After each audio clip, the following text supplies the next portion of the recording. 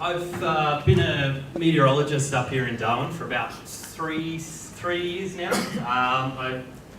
I work out at the Casuarina office. We do the forecast for the whole of the Northern Territory, basically the whole of the GAF area, and a little bit in East Timor as well. I've specialised in aviation meteorology, and today I'm going to go through, firstly, the kind of hazards to expect in the wet season, and then go into what products the Bureau issues in the wet season, and then a little bit about what kind of limitations are there on the forecast. As many of you know, we don't always get it perfect. So what does a typical wet season look like? At the moment, we're in October, November, it's the build-up, it's pretty hot, it's pretty humid, there's a lot of moisture in the atmosphere, everyone's sweating. We're starting to see a few storms develop. I don't know if a few of you are flying around today. There are a few thunderstorms. Didn't quite make it into Darwin. Early on in October, you get a thunderstorm, once every few days if you're lucky, that kind of thing. Moving on into November, that's where we start to get a bit more moisture in the atmosphere and you start getting more regular thunderstorms. So, once every second or third day kind of thing. And then right through into December, the atmosphere is pretty well charged, so you start getting pretty regular thunderstorms. From here, we move into a period where the monsoon can occur. We don't get a monsoon for 4 months straight. That'll be pretty unbearable, I think. We get periods of monsoon, so that's called an active monsoon, and that's where we get, a few days, maybe a week, maybe 2 weeks of basically inclement weather, rainfall, low visibility. That's when you can get 100, 200 millimetres in a day quite easily. And that's due to this monsoonal trough lying over the top end, causing a lot of uplift, and there's a lot of moisture in the atmosphere. During this period, we also have monsoon break periods, and that's where we go back to more build-up like conditions. During these periods, there's a lot more moisture in the atmosphere than what there was in the build-up, so you do get a bit more regular thunderstorm activity. And then from November right through to April, this is our tropical cyclone, tropical low season. So these are the kind of months that you can expect a tropical cyclone in our areas of the top end. Typically around the NT, it's mostly late December, early January where we start seeing those first few tropical lows develop and possibly a tropical cyclone. So what does this look like? A build-up thunderstorm, as you can see, if you've looked at the radar today, it pops up, a few scans later, it starts decaying and then disappears. That's because the atmosphere doesn't quite have enough moisture to keep that storm going. It starts to suck in dry air, it starts to collapse on itself and dies out pretty quickly. Moving into the monsoon, as you can see, the whole radar starts to get covered with rainfall. And you get these bands also of thunderstorms that can occur, and they can sit over a location and just keep coming in. So those lines of convection can really add up to large amounts of rainfall, alternate conditions for a few hours, maybe even a day or so. And then monsoonal break conditions, as you can see, it looks pretty similar to the build-up thunderstorms, but the thunderstorms have a bit more energy, so they last a little bit longer. What are thunderstorms? Thunderstorms are pretty common up in the top end. As you can see, the average annual thunder days is pretty much the most in the country. We have about 80 right across northwestern top end there. So why do we have this? Basically, you need 3 ingredients for a thunderstorm to form. You need moisture, instability, and lift. So moisture, we have that right through the wet season. As most of you know, you walk outside, it's pretty humid. Instability is the rate where temperature rapidly decreases with height, and that gives the atmosphere the ability for convection to rise freely. A lifting mechanism can be some low-level convergence, atmospheric waves such as a Gulf line moving across the top end, local effects such as a sea breeze moving inland, converging with the air inland, and then triggering a storm from there. Or lifting ahead of a surge, so we get southeasterly surges pushing up from the base of the top end sometimes, and ahead of that surge, you get a convergence in the air that can trigger thunderstorms quite easily. So thunderstorm timing. Over land, thunderstorms, as you're probably all aware, are most common in the afternoon. This is because the heat of the sun heats up the land, and this gives it even more lift. This gives it even more instability to then allow the thunderstorm to grow. Over maritime areas, thunderstorms are most common overnight. So this is due to the sea surface stays relatively the same throughout the day and the night.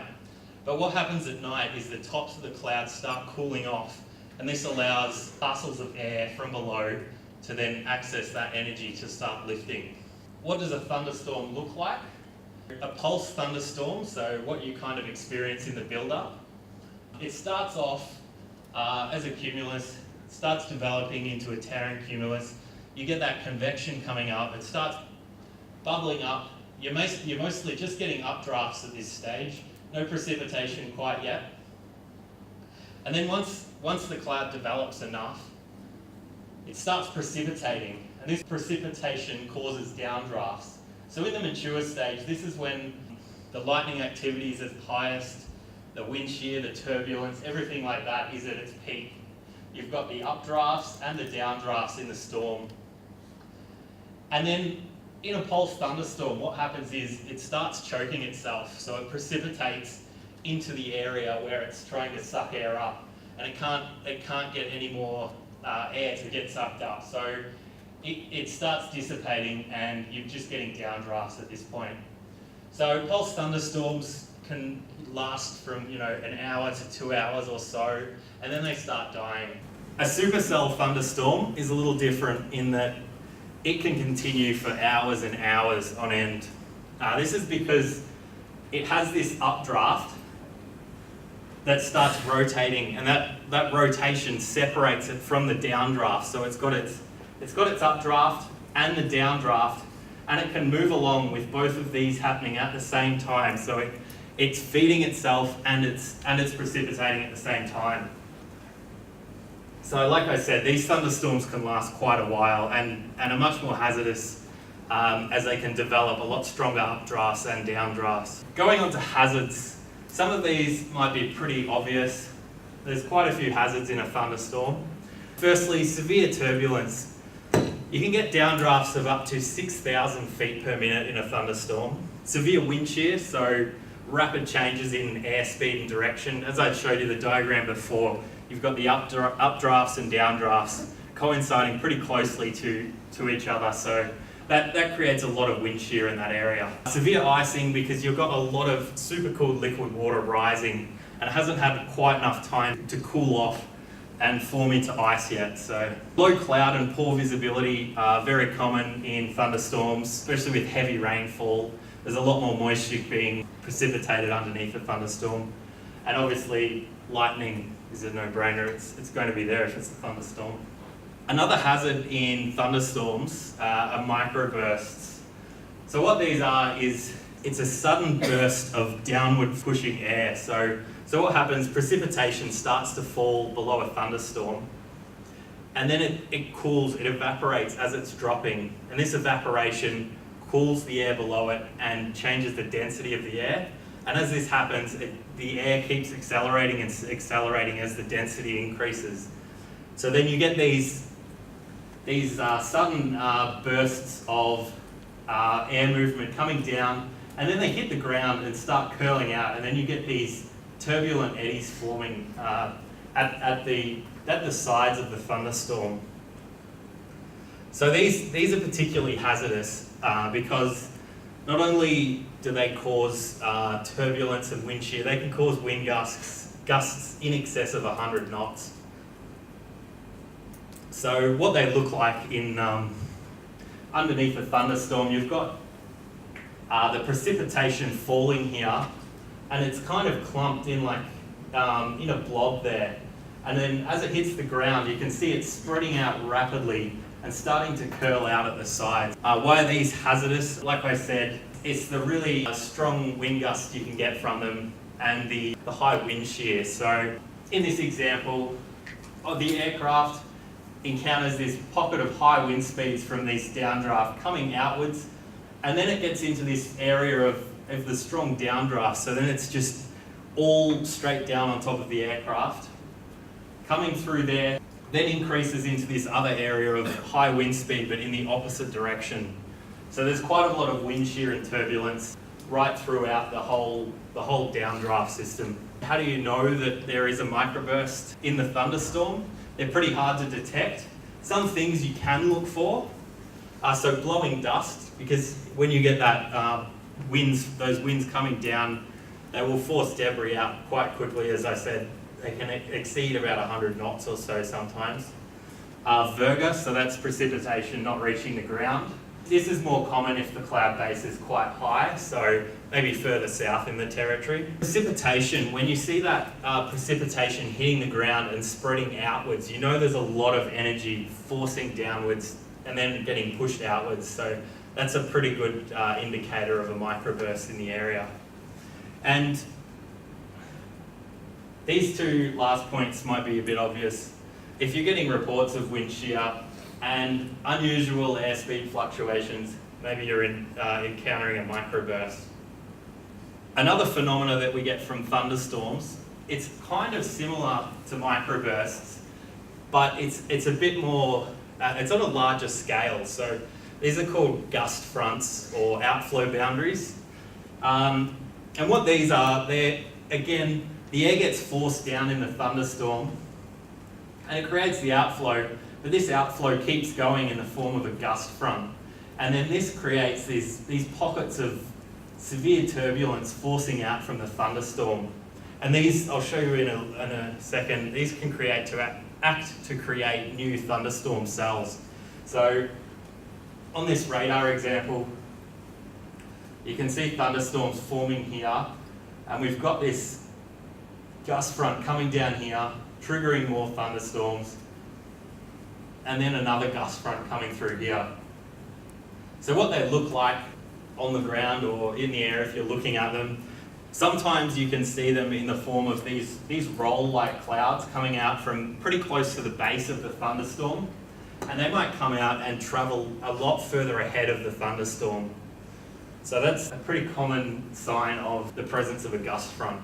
So moving on from thunderstorms, another hazard or a weather phenomena that creates a lot of hazards is the monsoon. So the monsoon is where we get warm, moist northwesterly flow from the maritime continent coming over the top end and converging on the monsoon trough and causing large-scale uplift to create a lot of rainfall, a lot of embedded thunderstorms, and from these, this also creates a lot of low cloud and reduced visibility in these conditions, which can last for a long time. You can also get quite strong wind gusts as the flow from the northwest can be quite vigorous at times. So tropical cyclones, I mean the definition of a tropical cyclone is when it gets mean winds above 34 knots, so you know that it's going to have quite strong winds. Severe wind shear with those stronger winds. And this is just within the actual cyclone core, I guess you could call it. But outside of this, you're going to experience low cloud and rainfall with reduced visibility right around the system. And then you also get these embedded thunderstorm bands right around the system, which can also converge and produce a lot of rainfall over one particular area. And these aren't just a hazard for aircraft in the air. Well, I hope you won't be flying near one, but aircraft on the ground can have large impacts from tropical cyclones as well. So I want to just go through now products and services that we offer, what they look like in the wet season. If you've seen a graphical area forecast in the dry season, it looks nothing like this. These are a little more complicated. So a tropical cyclone on a graphical area forecast, what we do is we put the position of the tropical cyclone and the movement of the tropical cyclone on the product to give you an idea of where the tropical cyclone is. And from there you can actually go onto the public weather website and seek out more information about, you know, watches and warnings and where that cyclone where the cyclone might move from the track map as well. Like I said before, widespread rainfall, showers, embedded thunderstorms are all quite common. Severe turbulence, quite common around a thunderstorm, and then around a tropical cyclone, and then moving out from the cyclone, you get slightly decreased weather conditions. So an example from a monsoon. So again, we mark on the trough position, the monsoon trough position, and around this monsoon, right up through the top end, especially coastal areas, if you're experiencing widespread rainfall, embedded thunderstorms, showers, that kind of thing. So going back to thunderstorms, what do these look like in our forecast? Initially on the GAF, so thunderstorms will be included on the graphical area forecast if we think there is any chance of a thunderstorm forming, be that isolated, occasional, frequent, embedded. If a thunderstorm occurs outside the area of us forecasting thunderstorms, we will put an airnet out as soon as we think there may be a chance of a thunderstorm forming, or if a thunderstorm has already formed. On TAFs, if the chance of a thunderstorm is considered greater than or equal to about 30% at a location, we will put it on the TAF. So this isn't just, we don't just send the TAF out and say, it'll be 30% for the rest of the day.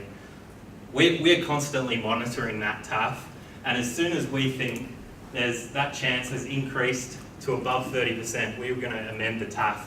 Be that, a few hours before a storm might hit, or if it's a very unpredicted thunderstorm, maybe, just before it hits kind of thing. But we're going to be constantly monitoring it. It's not a kind of 30% chance for the day, set and forget kind of thing. What sort of things are you looking for that might give you a heads up that it's coming? Where convection forms, so earlier cumulus development, triggers, so sea breezes moving in, that kind of thing, low-level winds, which way the thunderstorms will move. I could go on for days, but so moving on, aerodrome warnings. So once a thunderstorm's developed, we send aerodrome warnings for Darwin, Tyndall and Alice Springs, and we will send these an hour or two before the thunderstorm's expected to hit the aerodrome. So the Darwin TTF, this is just a quick heads up. So we issued the TTF between 20 Zulu and 12:29 Zulu, and this supersedes the TAF for its 3-hour validity. And any inconsistencies between the TTF and the TAF, given that it supersedes it, will be limited to less than an hour. So if we think that inconsistency is going to be larger than an hour, we'll amend the TAF as well to reflect that. So what do thunderstorms look like on the TAF? A few examples. So if you're getting strong winds in the line of thunderstorms, so 30 gusting 50 knots here, thunderstorms are likely to be severe and organised, meaning they're going to last for a lot longer than some kind of pulse thunderstorms. And obviously they're going to contain very strong winds. High bases on the CB, so thunderstorms will be high based, obviously, and they may only contain modest vis drops, so the precipitation may not even reach the ground, but strong winds are very common because this can create microbursts here.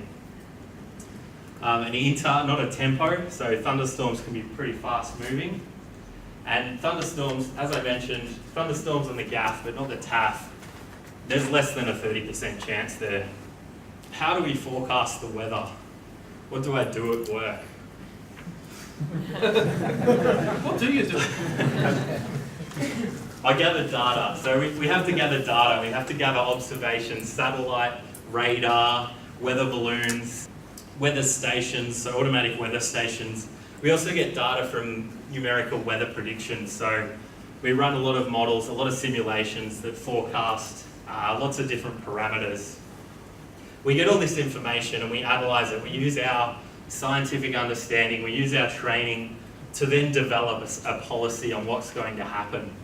We use our situational awareness and our knowledge of how many times we've seen this scenario happen in Darwin. Is this sea breeze going to kickstart a thunderstorm? That kind of thing. And then from here, we develop our forecasts. So we code them up in a specific way, TAFs, GAFs, that kind of thing. So a forecast isn't perfect. It's our best guess of what we think will happen based on our experience, our knowledge, all the input that we're getting. So some uncertainty. Observations are a big one. There are large distances between our surface network stations in the NT, and these automatic observations can have errors in them. We like to detect them pretty quickly, but sometimes that can feed into other things. The computers, they can give us a pretty good idea of a large area of, this area might have thunderstorms kind of thing. It's up to us to then drill down into the detail and say, is Darwin going to get a thunderstorm? Are the Tiwi Islands going to get a thunderstorm? Of course, they get one every day. This is only as good as the initial conditions. So if you're feeding bad observations into the NWP, it's going to give you bad results. And it's our risk assessment. So what we use is our knowledge, our experience from similar weather events to say, yeah, this is a 40 to 50% chance of happening for Darwin today. Therefore, we need to put this on the forecast nice and early and go from there. And then, as each issue of the TAF comes, we'll slightly tweak that forecast to best reflect the latest information. And it's the tropics. So this is a huge source of uncertainty. The weather is chaotic. There are a lot of subtle variations. So a sea breeze of 12 knots versus 14 knots might mean the difference of thunderstorms or no thunderstorms in Darwin. And there are limits to the products we issue. So we know a lot more about the weather than what we can write in a TAF or a GAF. So we have limits of the product as well. So the timing of thunderstorms has a lot of uncertainty. So there's a few factors here. So if we have thunderstorm activity overnight or yesterday, the thunderstorms can be quite often delayed. Large amounts of instability in the atmosphere, this can act to trigger thunderstorms pretty quickly. So sometimes we may not be able to keep up with that development of the thunderstorms if it's a little bit quicker than what we expected. The moisture levels in the low levels of the atmosphere can have a big impact on the development of thunderstorms also. And the location, like I said, we can say over a large area, yeah, there'll be thunderstorms here, but in terms of the actual location a thunderstorm will form, it's quite hard to pick. So, like I said, it's subtle, small-scale features that can act as a trigger here. I've covered a lot of information today. If you want more information, our website contains a lot of knowledge. We've got this thing called the Knowledge Centre. If you go to our homepage, scroll down, click on Aviation Weather Services, hit this button on the side called the Knowledge Centre, and it has a lot of information about all our products, different weather phenomena such as thunderstorms, monsoons, that kind of thing. So if you want more information, have a look at our website. And if you're unsure of the forecast, you're looking at the product and you're saying, what's going on? Why is this on the forecast? I don't believe them. Give us a call. We'll discuss it. So if you want that number, it's on the bottom of all our graphical area forecasts. And also, if you're flying somewhere and you see something that isn't on the forecast, give us a call and let us know. We need that feedback. Like I said, we have limitations, and some of the limitations are our observations. So if we don't know it's happening, we can't forecast it very well. So that's all I've got time for. Thanks. No, good on you, mate.